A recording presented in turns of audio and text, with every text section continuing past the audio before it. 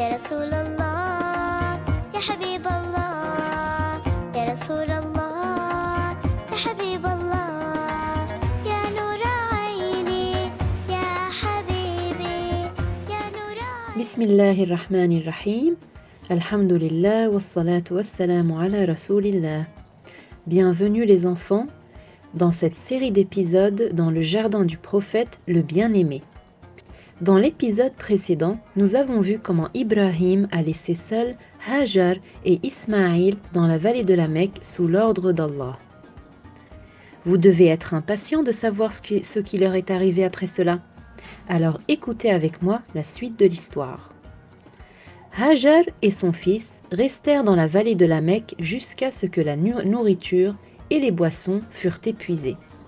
Ismaïl commença à pleurer de faim et de soif. Hajar décida alors de partir à la recherche d'eau.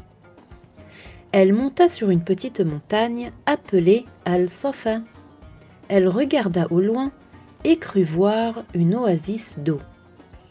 Elle descendit d'Al-Safa et se précipita vers une autre montagne appelée Al-Marwa. Mais elle n'y trouva rien, donc elle revint de nouveau vers Al-Safa. Et ainsi de suite 7 fois jusqu'à qu'elle fût épuisée. Alors elle pria et appela Allah à leur accorder de l'eau. Allah répondit à la supplication de Hajar et envoya un ange du ciel qui frappa la terre afin que l'eau jaillisse sous les pieds de Ismaïl.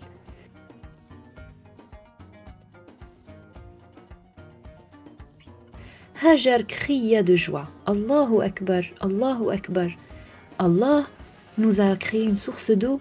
Allah ne nous a pas oubliés. Louange et merci à Allah. Hajar but et fit boire Ismaïl de l'eau. L'eau commença à couler sur le sable. Elle remarqua que l'eau devenait trop abondante et que bientôt la source se transformera en lac. Elle commença à rassembler l'eau entre ses mains et dit en même temps « Zoum, zoum, oh, oh, réunis-toi et rassemble-toi » et l'eau s'appela depuis l'eau de Zamzam. Il y avait, près de la vallée où se trouvaient Hajar et Ismaïl, une tribu arabe qui s'appelait Jurhum. Cette tribu marchait dans le désert et cherchait de l'eau.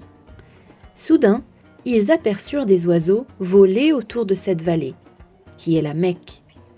La tribu Jurhum rencontra Hajar et son bébé et leur demandèrent s'ils pouvaient s'installer et vivre avec eux.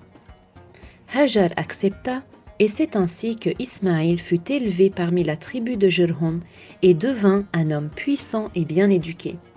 Depuis cette histoire, la Mecque devint un lieu sacré et béni, peuplé et aimé par tous les habitants. Tout ceci grâce à la supplication de notre bien-aimé prophète Ibrahim. À votre avis, quelle sera la suite de notre histoire? Est-ce qu'Ibrahim est revenu voir son fils, là où il l'a laissé avec sa mère Hajar? Et quelle est l'histoire du bélier que notre prophète Ibrahim a égorgé en échange de son fils? Nous connaîtrons la suite des événements dans le prochain épisode de la série Dans le jardin du bien-aimé. يا رسول